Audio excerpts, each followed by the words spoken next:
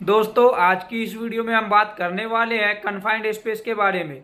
तो इसमें हम देखने वाले हैं कि कन्फाइंड स्पेस क्या होते हैं, इसके हजार्ड्स क्या होते हैं और इसके कंट्रोल मेजर्स क्या होते हैं। ये सब चीज़ हम देखने वाले हैं। तो चलिए फिर वीडियो को स्टार्ट करते हैं।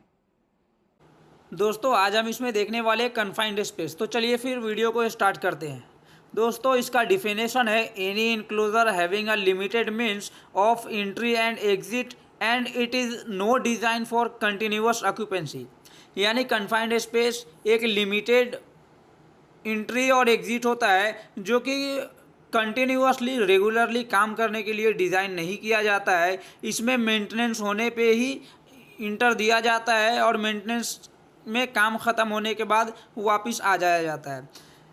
फिर कहता है there will be a presence of any hazardous substance such as flammable and toxic gases, oxygen deficiency, hot और ह्यूमन एटमॉस्फेयर और एनी कम्बिनेशन ऑफ इट। यानी कहने का मतलब है कि कन्फाइंड स्पेस के अंदर में टॉक्सिक गैस का प्रेजेंस होना, फिर इसमें से हमारा ऑक्सीजन का डिफिशियंसी होना, कमी होना, हॉट होना, ये सब कन्फाइंड स्पेस के अंदर में पाए जाते हैं। तो फिर अब इसके कुछ एग्जाम्पल के ज़रिए से हम समझते हैं। तो इसका एग्जाम्पल है प्रोसेस वेसल्स है, टैंक्स है, नेक्स्ट बिन्स है, उसके बाद हमारा स्टैक्स है, उसके बाद लार्ज पाइप है, उसके बाद डेक्ट है एंड ट्रेंच है और ईटीसी है। फिर इसके बाद इसके नेक्स्ट पॉइंट हम देखेंगे इसके हजार्ड्स क्या क्या है। तो ऑक्सीजन डिफिशियंसी है, इनरिजमेंट है, यानी ऑक्सीजन में कमी हो सकती है, बढ़ सकती है, बर्न इंजरी हो सकती है। अगर मान लो हॉट वर्क का काम कन्फाइंड स्पेस के अंदर में चल रहा है तो वहाँ पे बर्न होने का चांसेस बढ़ जाता है। फिर उसके बाद का पॉइंट है इलेक्ट्रिक्यूशन।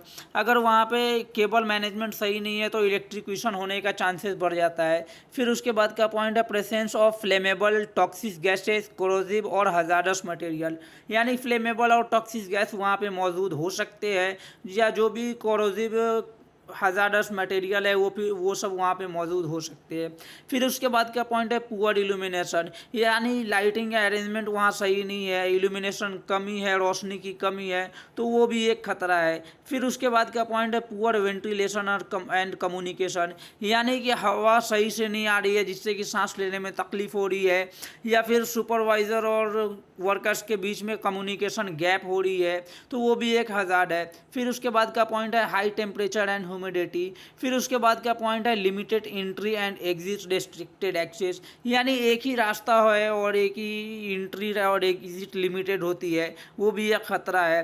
फिर उसके बाद का पॉइंट है रेस्ट्रिक्टेड मूवमेंट इनसाइड, यानी कि वो कन्फाइंड स्पेस के अंदर में मूवमेंट होने में काफ़ी ज़्यादा कठिनाइयों का सामना करना पड़ता है, तो वो भी एक हज़ार्ड है। फिर उसके बाद का पॉइंट है फॉलिंग ट्रिपिंग हज़ार्ड। फिर उसके अब हम देखने वाले इसके कंट्रोल मेजर्स क्या होते हैं। तो कंट्रोल मेजर्स हमें क्या कहती है, इंश्योर सफिशिएंट इल्यूमिनेशन, यानी कि हमारा जो इल्यूमिनेशन है उसको पर्याप्त मात्रा में देना है। फिर उसके बाद का पॉइंट है only 24 volts light should be use, यानी कन्फाइंड स्पेस के अंदर में 24 वोल्ट्स का लाइट ही यूज करना है। फिर उसके बाद का कंट्रोल मेजर्स हमें क्या लेना है, ensure before enter to the confined space all workers should be trained, यानी कन्फाइंड स्पेस में इंटर करने से पहले सभी वर्कर्स ट्रेंड होना चाहिए, ट्रेनिंग होना चाहिए, टीबीटी होना चाहिए। फिर उसके बाद क्या पॉइंट है ensure proper supervision and communicate with workers, यानी कि सुनिश्चित ये करना है कि वहाँ पे जो भी सुपरवाइज़र रहेंगे, जो भी टीम रहेंगे, वो सबको वर्कर्स के बीच में कम्युनिकेट होना है। फिर उसके बाद का पॉइंट है ensure a valid work permit and which workers are involve that activity all should be sign, यानी कहने का मतलब है कि जो लोग उस एक्टिविटी में इन्वॉल्व रहेंगे कन्फाइंड स्पेस के वर्क में, वो सभी वर्कर्स का एक टीबीटी पेपर पे साइन होना चाहिए। और उसके बाद में जो भी परमिट बनता है वो परमिट के अंदर में उसका नाम, उसका एंट्री करने का समय और वो उसका निकलने का समय वो सभी होना चाहिए, और वो आपको जहाँ पे भी कन्फाइंड स्पेस का वर्क चल रहा है वहीं पे प्रेजेंस होना है। फिर उसके बाद का पॉइंट है all tools should be inspected and provided the tag, यानी कि जो भी टूल्स टैकल्स कन्फाइंड स्पेस के अंदर जा रहा है वो सभी गुड कंडीशन में होना चाहिए, इंस्पेक्टेड होना चाहिए और टैग लगा हुआ होना चाहिए। फिर उसके बाद क्या पॉइंट है, कंटिन्यूअस मॉनिटरिंग, यानी कन्फाइंड स्पेस में जब भी आप वर्क करने जाते हो तो वहाँ पे कंटिन्यूअस आपको मॉनिटरिंग करना है, क्योंकि उसमें बहुत सारे कोरोसिव होते हैं, टॉक्सिक गैसेज होते हैं, जिससे कि वर्कर्स को सांस लेने में काफ़ी ज़्यादा प्रॉब्लम होती है, जिससे कि चक्कर आना, पेट में दर्द होना, वॉमिटिंग होना जैसे परेशानियां उत्पन्न होना शुरू हो जाती है। तो इसके लिए आपको कंटिन्यू मॉनिटरिंग करते रहना है।